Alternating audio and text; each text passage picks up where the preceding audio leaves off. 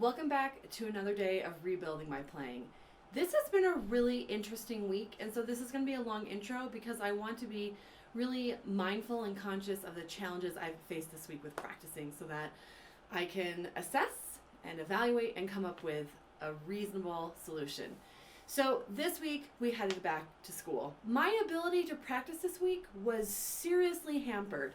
And again, because I feel like my level of mindfulness is extremely high right now, I'm incredibly conscious of when I'm not practicing and why I'm not practicing. So definitely this week I felt just the schedule demands. By the time I had an opportunity to practice, it was really, really late at night, which I don't have a problem with. I actually really like late practice sessions. The issue is then editing video, and that keeps me up really late, too late. And so something I've learned with how old I am and the injuries I face, I really, really can't afford to go to bed past midnight. That's a young person's game, and I'm simply not there. So moving forward, I have to, as much as the process of documenting these videos has helped me to keep my motivation going, and it's allowed me to go back and look and listen, which is super powerful, I have to make sure that I'm not linking successful practice to an edited video. So that's my first big point of learning this week. Success in practicing for me does not mean I'm going to edit and upload a video. The next thing that I really learned this week is that I have to listen to my body. And again, I think playing through pain and playing through exhaustion, that's a young person's game. A game we really should never get ourselves involved in, but we definitely do. And to some extent, you can get away with it through your 20s pretty easily. In your 30s, you start to realize maybe this might be an issue. And now that I've turned 40 this year and the events of 2020 to include a pacemaker, it's just so completely, explicitly clear that I have to listen to my body. End of story. So playing through pain is a no-go. Trying to play through exhaustion is a no-go. Getting myself frantic is just not a possibility. But it also means that I need to be a better teacher, and I need to help my students find really efficient ways to practice that, again, allow them the time and the energy, so the necessary resources to practice, because I know that their time is easily just as demanding as my time. So coming up with principles of really efficient and effective practice that allow us to practice with peace and strength in our bodies is even more imperative for myself, but really also thinking and honoring the time and effort of my students. The third conclusion I've come to this week is that practice time really is a gift. The opportunity to sit and to be focused on a singular task is truly a gift.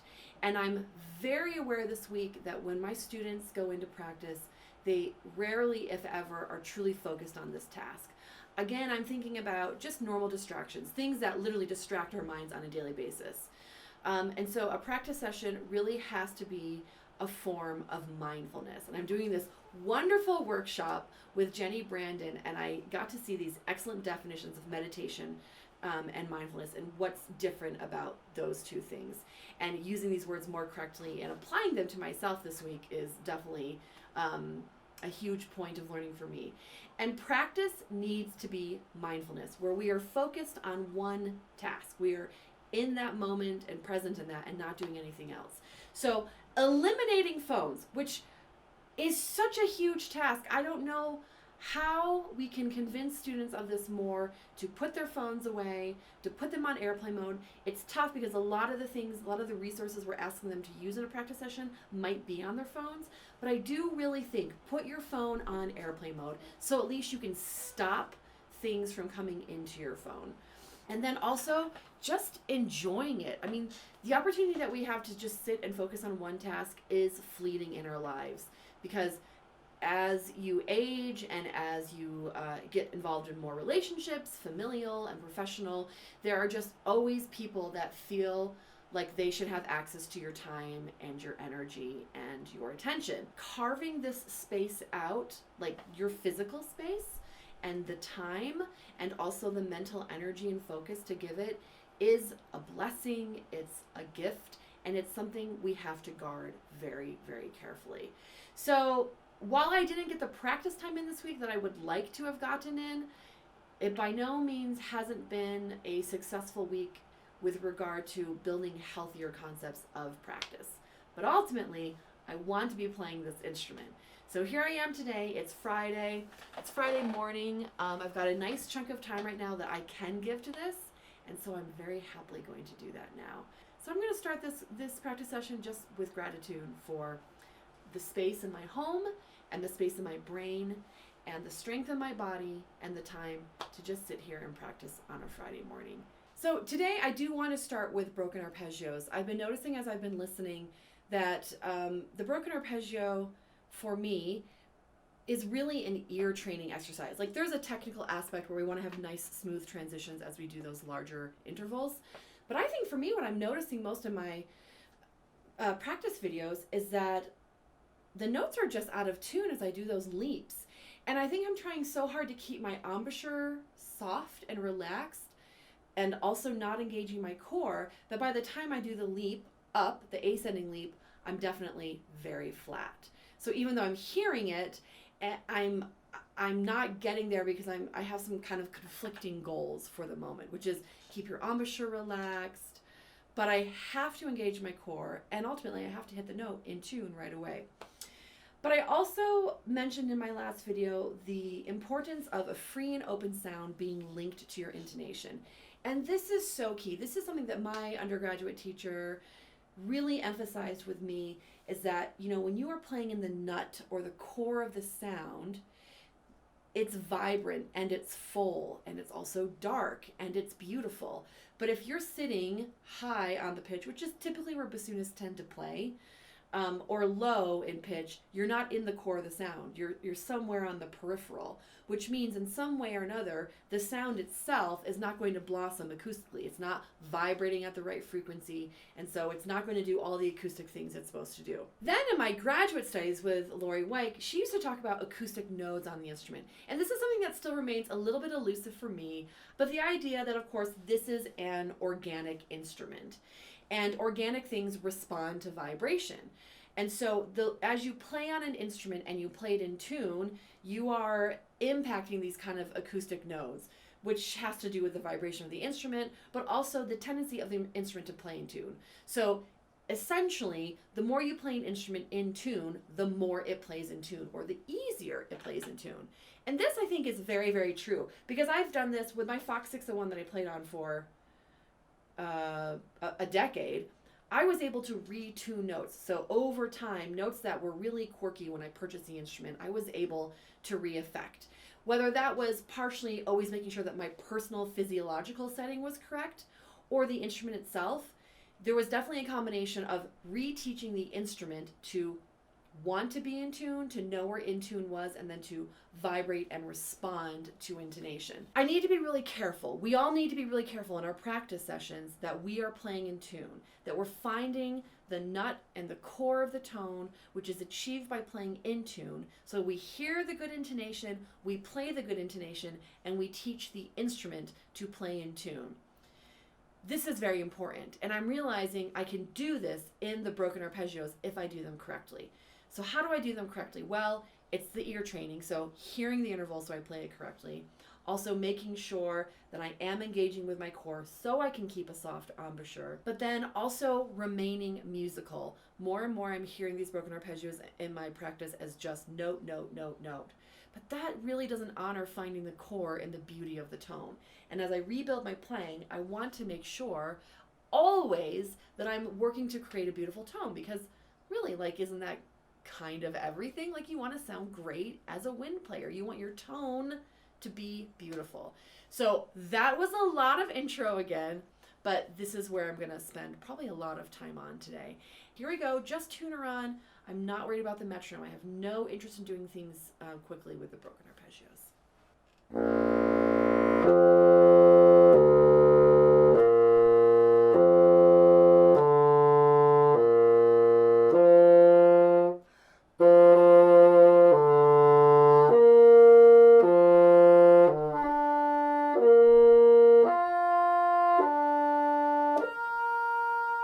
So that was already very informative. What I'm doing is I'm playing the note, any note, and before I play the following note, the interval, I am sure that I sing it in my head. And that confirms that my the pitch I'm desiring is accurate, and then it also points out where the flaws in other areas when I go to play the note. So when I did that, I think it was the F, was very, very flat. I heard the note and I knew it was in tune. So when I played it, obviously I confirmed that it was very flat, and then I was able to look at some other things. Well, where was my embouchure? Where was my core? My core was, of course, totally unengaged, right? So it's so fun to kind of evaluate every part of this process, but we have to be very systematic. I mean, there has to be, it's not just play the notes, it's am I hearing the note, and then when I play the note, where is the discrepancy in pitch, and then what's causing that discrepancy, and how do I fix it in the proper way?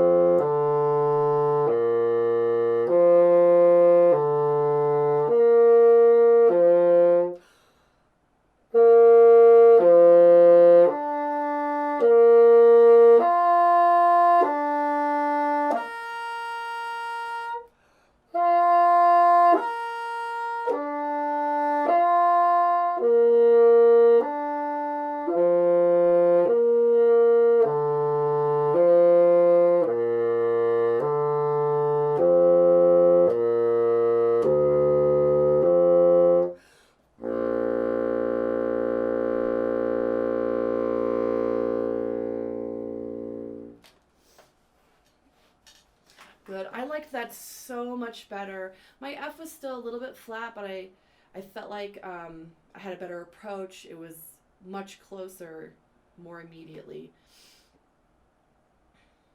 Yeah, that felt really good.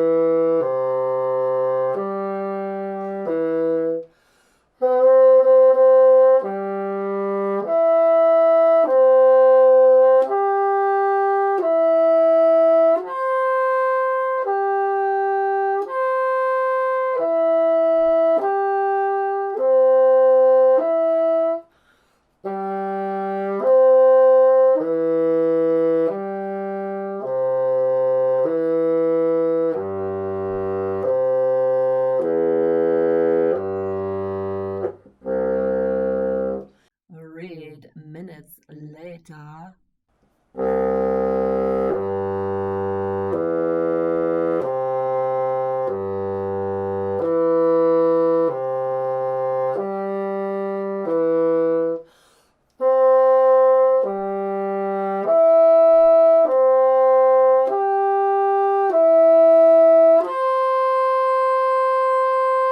Oh, that was really nicely in tune. That was really, really nice, especially that high C. I've been noticing my uh, pitch and my, basically that top fifth of my bassoon has just been really inconsistent. So focusing on the ear training, really hearing the interval before I play it, has definitely made a difference in that scenario. My embouchure feels very quivery, so that's not great, and it means I need to do some more work down here.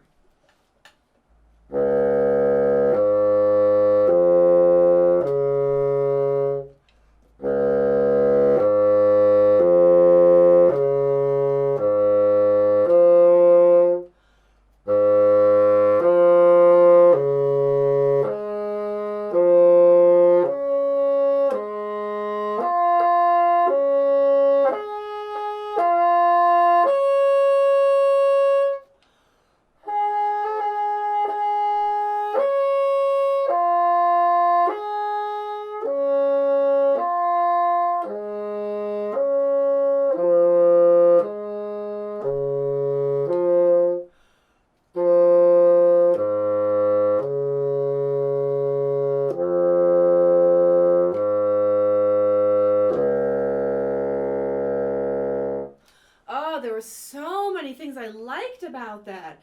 I really became aware of how much incredibly active support I have to give to that top octave to keep it supported and to reduce some of the lip pressure here, but not a lot. I mean, it still has to be pretty structured up there, but to allow the air to push through and to alleviate some of that quiver. That was really successful in my opinion.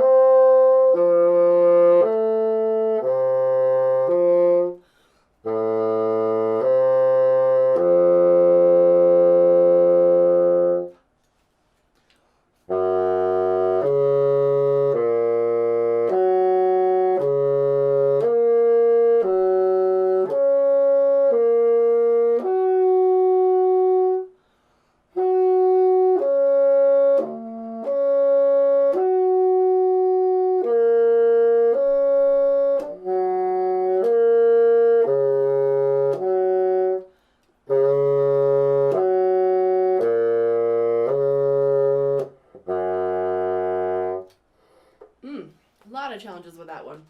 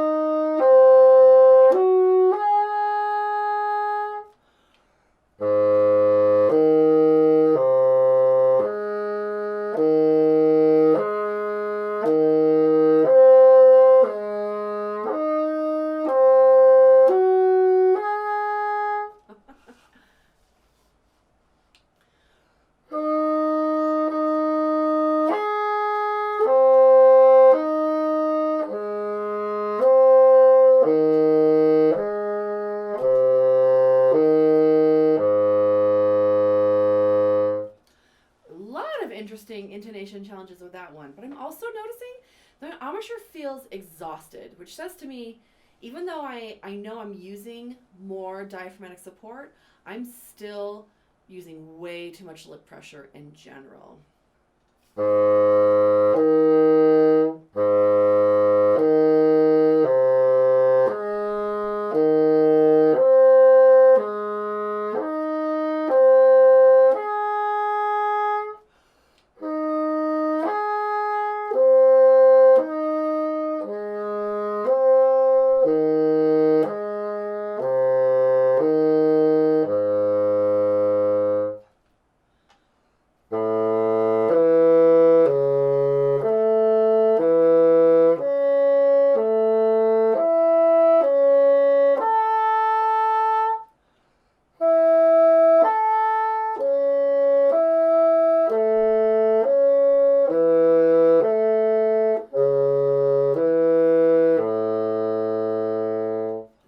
This was really informative for me on several things. It confirmed my goals going into this exercise.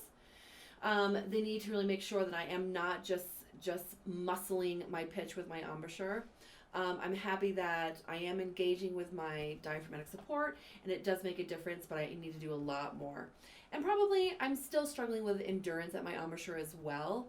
So, there's multiple variables with regard to that. I'm really loving this process with my broken arpeggios and diagnosing if my ear is hearing it wrong or if my setup is playing it wrong, even though I am hearing it correctly.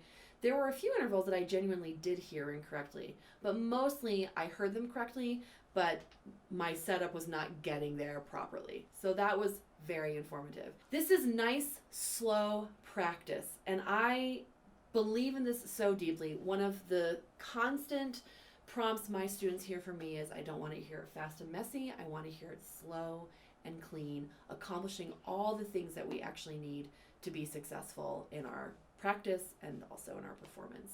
I am going to stop the recording here. I'm going to continue on my practice session. Thanks for watching. I hope these continue to be helpful to you. Definitely leave a comment. Don't play out of tune, my friends, and I'll see you tomorrow.